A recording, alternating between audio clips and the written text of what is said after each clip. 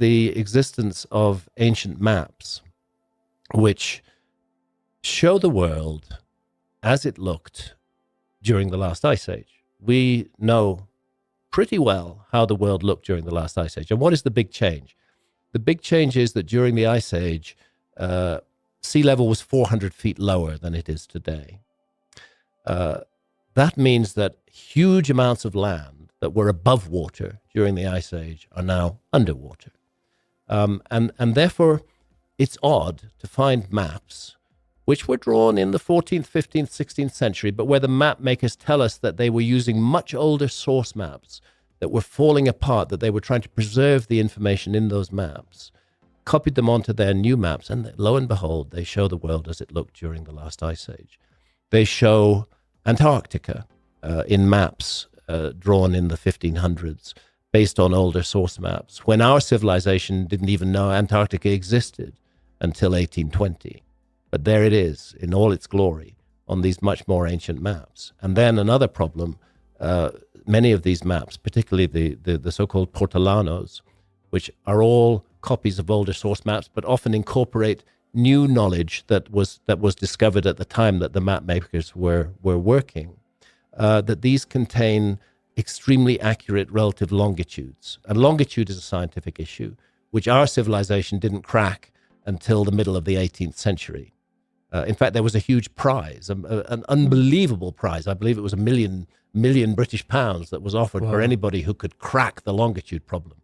Well, longitude's really important if you're a sailor, if you're navigating at sea, because, you know, if you don't know your longitude, you might be 300 miles east or west of where you think you are. Right. And you might crash into a coastline that you're not expecting. It's really useful to know exactly what your longitude is. But it took a very accurate chronometer that would keep accurate time at sea despite the rolling motion of the ship before our civilization was able to solve the problem of longitude. Solve the longitude problem roughly in the 1750s onwards is when we solved it. And yet here are these ancient maps with extremely accurate relative longitudes long before we solved it. And those maps themselves are based on even older source maps. So these curiosities led me to think that it's worth exploring the possibility that our historians and archaeologists don't know everything about the past, that there might be new things to learn about the past, that there might be a forgotten episode in the human story, as virtually every one of the great myths and traditions around the world insists on. There are very large areas of the world that archaeology has barely looked at all. I'm not saying that no archaeology has been done in these areas, but the Sahara Desert, for example, is largely underserved by archaeology. It's not that no archaeology has been done, but very minimal archaeology has been done in an area that covers 9 million square kilometers. Okay. And we know for sure from paleoclimatology, the study of ancient climates, that the Sahara Desert went through a number of phases of being green and fertile during the Ice Age. As a matter of fact, some of those ancient maps that I've talked about show a green and fertile Sahara. And they show river channels running through it where we now know that river channels did run through the Sahara.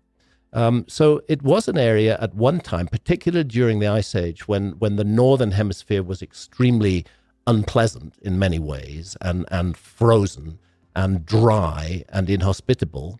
It would be natural to migrate to warmer areas, especially if they were fertile. And the Sahara Desert, several episodes during and after the Ice Age, was a very fertile place. So it seems to me quite a serious omission to say that we know everything, we know so much that we can absolutely rule out the possibility of a lost civilization of the Ice Age. But, you know, we haven't looked very much at the Sahara Desert. Likewise, the Amazon rainforest. Mm-hmm. Again, largely for economic reasons, this is an area that has been underserved by archaeology. There's been very little study of the Amazon. Not none, important to make that point, but not much. Mm-hmm. And you have 5 million plus square kilometers of the Amazon rainforest, still covered by dense canopy, which has hardly seen any archaeological attention at all. And yet the latest investigations in the Amazon, and I'm as I mentioned, I have nothing against individual archaeologists. There's some great archaeologists who are beginning to dip their toes in the water of doing the real research in the Amazon. And I'm in touch with a team who are doing LiDAR work in the Amazon, where they use the light aircraft to send beams of light down through the canopy, and they can see what's lying underneath the canopy. And they're finding these giant geometrical earthworks in the Amazon, and evidence of very large populations that once lived in the Amazon before the horrendous catastrophe of the Spanish conquest of South America and of Mexico. The Spanish sent ahead of them terrible diseases like smallpox, and those populations which did exist in the Amazon supported millions of people. Those populations were decimated, destroyed by smallpox, and within 100 years, their cities were overgrown by rainforest, and it's only now that they're being rediscovered. So, how can archaeology say we know enough about the past to be absolutely certain that there was no lost civilization when they haven't really studied the Sahara Desert and they haven't really studied the Amazon rainforest? And then, in addition to that, huge issue is that sea level rise at the end of the last ice age. That 400-foot sea level, it didn't happen overnight. It was spread out over thousands of years, but there were episodes of very rapid sea level rise, very sudden and rapid sea level rise, which are mysterious in themselves. The bottom line is that 27 million square kilometers of land, and that was the best land on Earth during the Ice Age, that was above water during the Ice Age, is underwater now. And yes, there is some marine archaeology. Yes, archaeologists are beginning to consider the possibility that it's worth looking at the flooded continental shelves. Some preliminary work has been done, but most marine archaeology has been about shipwrecks from the medieval period. They're looking for shipwrecks because they don't believe that there's anything really that's going to change their view of the past. So their preconception of what might be found has governed what they actually do. And again, of course, financial reasons. It's very expensive to explore underwater. So there we have 9 million square kilometers in the Sahara Desert, 5 million plus square kilometers still left in the Amazon. It was bigger, 7 plus million square kilometers, and 27 million square kilometers of the flooded continental shelves. And then we have the fact that the archaeology that has been done elsewhere has largely been in response to roads and dams and other big construction projects and not targeted searches. So they simply cannot say that they have enough evidence to rule out the possibility of a lost civilization. And to say that is, just call a thing what it is. It's a lie. Can we go back a little bit to the rainforest? Yeah. I really think it would be so interesting to our audience to hear a little bit more about the possibility that there were these giant cities in the Amazon, that they were as big as London, multiple of them. Absolutely. And how they kept all of these people fed was through this soil called terra preta. Yeah, I terra found preta, that Black Earth. fascinating. Can you explain that? One of the problems with hosting large populations in a rainforest is that rainforests are actually, despite their exuberance, are not particularly fertile soils. The fertility of the soil is caused by the fall of leaves and the decaying of vegetation. But if you remove the trees within a relatively short time, the soil will become infertile. Terra preta, sometimes known as the Black Earth, is a man-made soil. Human beings invented it. And the earliest so far found, but remember, so little study has been done in the Amazon. Yeah. So we don't even know for sure. Say again? We don't know for sure then if this hasn't been around previously. We don't know, but what we do know is it's been around at least 9,000 years. And I believe it's been around a lot longer than that. People found a way to make the Amazon productive for human beings in two ways. First of all, by inventing this soil, which is still sought after today by anybody seeking to settle and create agriculture in the Amazon. If they can find patches of terra preta, they're going to be able to grow anything they need to grow. It's self-replicating soil. It's full of bacteria and organisms that create its fertility, and it's quite a miracle of human creation. And that is the scientific work of the Amazonian peoples, and it's at least 9,000 years old. And goodness knows what else remains to be discovered there. So that's the first point. The second point about the Amazon is that and a lot of people don't realize this, is that the Amazon itself is a man-made ecosystem. It is designed to serve the interests of human beings. If you look at what are called the hyperdominant trees in the Amazon, they're all trees that produce foods that are needed by human beings. And other trees that are not useful to human beings are much less present in the Amazon. So the whole thing was created to serve humanity and human beings who lived in balance with their ecosystem up until the time of the Spanish conquest. Again, this is a science, like all sciences everywhere, that ultimately, if you trace it back far enough, you're going to find it emerged out of shamanism and about shamanistic curiosity about the nature of reality and the nature of the universe. We talked in the last episode about ayahuasca. Right.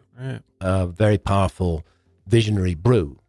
Ayahuasca is also a work of science that was the creation of the indigenous peoples of the Amazon, who I think we must recognize as a civilization in every possible way. If not advanced. I mean, that seems pretty advanced to I create think a we brew. need to recognize them as an advanced civilization. We just need to redefine what we describe as advanced. Yeah, in I some think way. that's where people are You know, getting advanced lost. isn't necessarily motor cars and airplanes and plastic. There's lots of ways to be advanced. And in the case of the Amazon, ayahuasca, highly effective visionary brew, is only possible.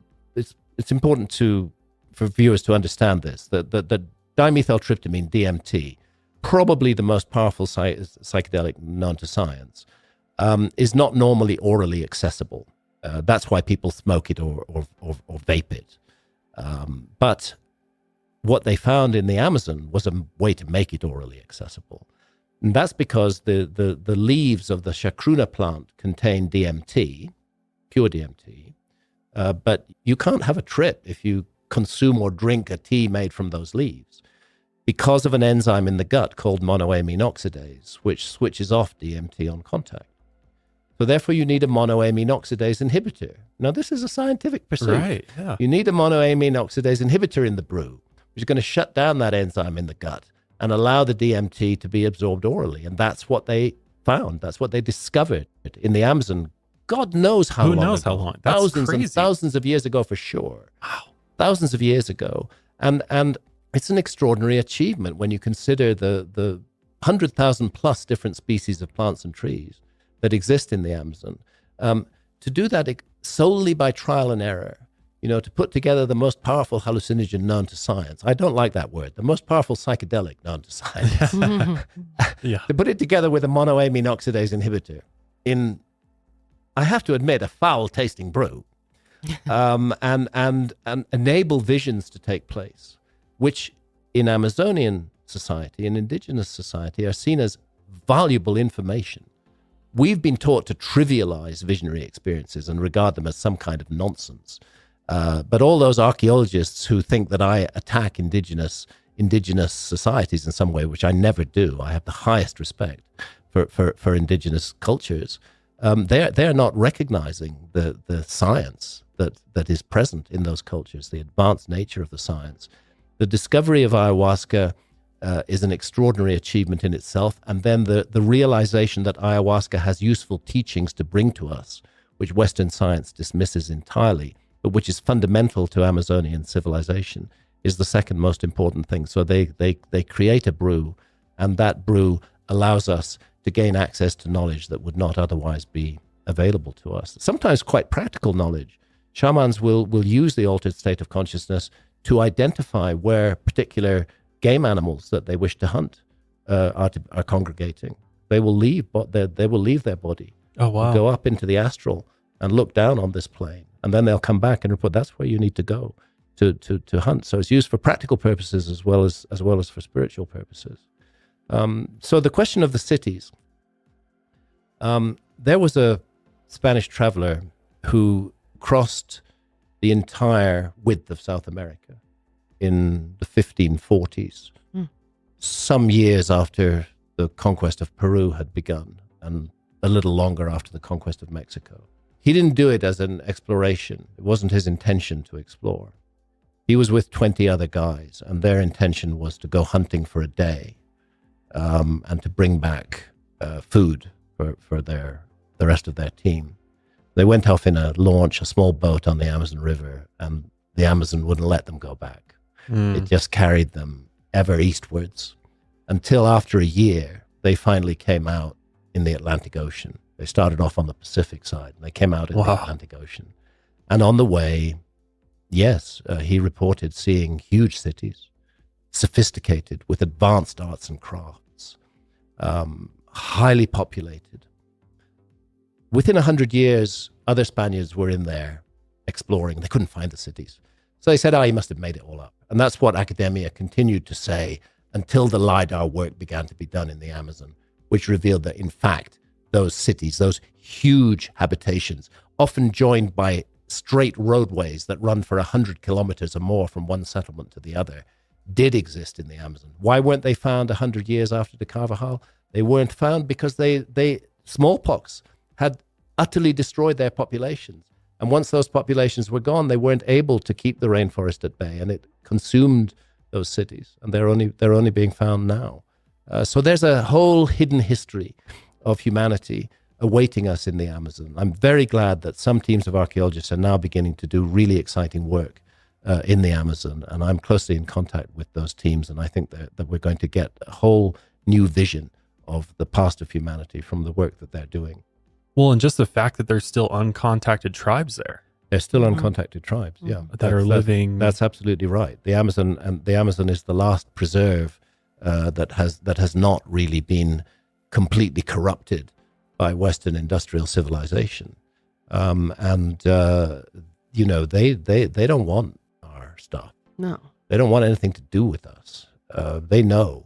I've talked to shamans in the Amazon about this, and they see the doom of mankind in the behavior of Western technological civilizations now. And when I say Western, I'm including Russia and China as well. These are all technological, following the technological model where tech is the answer to everything. Right. And it's all about production and consumption and no connection to spirit. They see that as the slippery slope that will lead us on the road to ruin. And so we have much to learn from Amazonian civilization and from the lost past of humanity that is hidden in the Amazon and that is only now beginning to be revealed. Or already one phenomenon are these huge geometrical enclosures that are being found in the Amazon. They're earthworks.